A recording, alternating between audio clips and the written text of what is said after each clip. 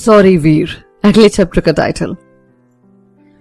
देव अपने कमरे में खड़ा रीमा को दवाइयां देते हैं और जब वो गहरी नींद में चली जाती है तो वो खिड़की के पास खड़े हो जाते हैं। देव, रीमा क्यों किया आपने ऐसा? ऐसी क्या कमी रह गई थी हमारे प्यार में? उनकी आंखों में आंसू होते हैं।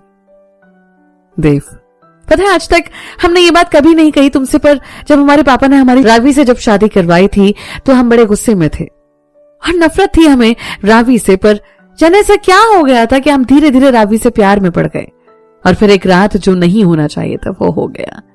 उसके बाद हम दिल्ली गए तुमसे कहने की हमें प्यार नहीं है तुमसे और तुम भी आगे बढ़ जाओ अपनी लाइफ में, पर वहां पर तुमने हमें कैसे भी रोक लिया। हमें प्यार हो गया था रावी से और ये बात वो भी जानती थी। हम उससे वादा कर गए थे यहां से कि जल्दी वापस आएंगे, पर किस्मत को तो कुछ और ही मंजूर था और हमारी शादी हो गई आपसे।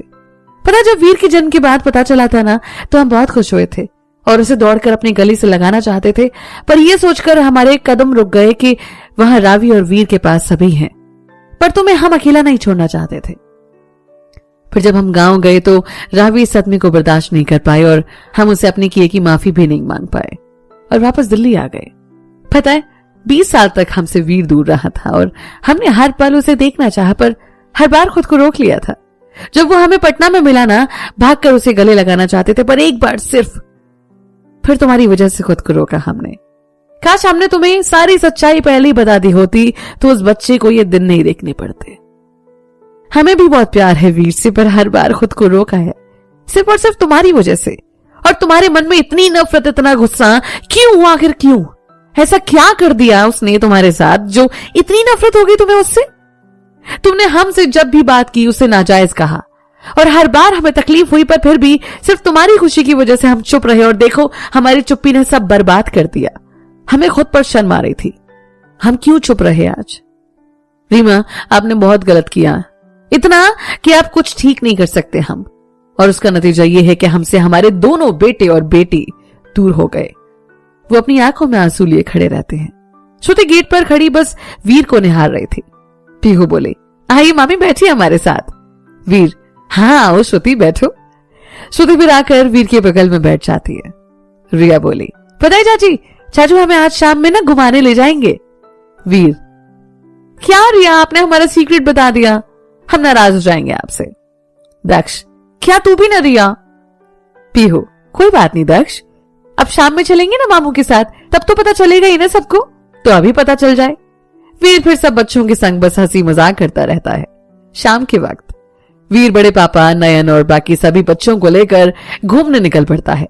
पूरी शाम वो बच्चों के संग ही बिताता है और ढेर सारी मस्ती करता है। बच्चे भी उसकी और बड़े दादाजी की कंपनी खूब एंजॉय कर रहे थे।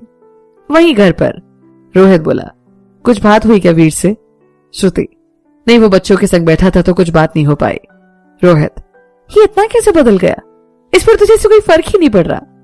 कि इसी बीच रीमा और अंजना जी बाहर आते हैं। रीमा, हाँ तुम लोग सोचते रहो उसके बारे में, वो तो खूब मजे कर रहा है। साक्षी, ये फिर आ गई यार, इनकी समझ में नहीं आती क्या बात? कविता, हम में से किसी को आपसे बात नहीं करनी है, प्लीज आप यहां से जाइए। रीमा, जाने ऐसा क्या जादू कर दिया है उस नाजायज लड़की ने तुम पर? अंजना, हाँ क्यों सोच रहे हो तुम उस सब के बारे में? जाने दो ना यार, दोनों को यहां से जाने दो। और श्रुति, क्या करने आई है तू यहां पर? हम सबको खुश नहीं देख सकती क्या? जब तक हमारे घर में थी तो हमेशा हमें दुख दिया और तेरी वजह से हमारी खुशियों को नजर लग गई, और जब इस घर में आई है तो यहां भी वही किया। मनहूस है तू। श्रुति की आंखों में आंसू आ जाते हैं। साक्षी बोली, खबरदार जो एक लफ्ज निकाला आपने अपनी जुबान से। कितनी गंदगी भरी पड़ी है आप लोगों के दिमाग में। रीमा, देख तो सही इस छोटी सी लड़की की जुबान कैसे कैंची की तरह चल रही है। इतनी पैरवी क्यों कर रही है वीर के? हैं? पैसों का लालच है? कर तो दिए उसने सारे पैसे तो तुझ पे खर्च, अब ये प्यार का दिखावा बंद कर देना। साक्षी उठकर रीमा जी के पास जाने लगती है, पर श्रुति उसका हाथ पकड़कर रोक देती है। साक्षी, आप दोनों का ना मुंह तोड़ दूंगी मैं, बहुत बकवास कर दिया आप लोगों ने, समझ के रखा है खुद को। रजनी, देखिए हम कुछ नहीं बोल रहे, इसका मतलब ये नहीं है कि आप कुछ भी कहेंगे, हमें आपसे कोई मतलब नहीं है और ना ही आप दोनों की बात का हमें कोई फर्क पड़ता है। इससे पहले कि हम वीर के दिए हुए संस्कारों को भूल जाएं, आपसे कुछ गलत बोल जाए, प्लीज यहां से चले जाइए। रीमा हंसते हुए, सब में लालच भरा हुआ है, सिर्फ हम गलत नहीं है, सब उसके पैसों की वजह से उसके साथ हो। रोहित जो अब तक चुप था बोला, ठीक है तो दिक्कत क्या है, पैसों की वजह से ही उसके साथ कुछ और, इससे ज्यादा और सुनना है क्या आपको? फिर वो राजीव की तरफ मुड़कर बोलता है, राजीव मेरे भाई प्लीज अपनी माँ को यहां से दूर ले जा।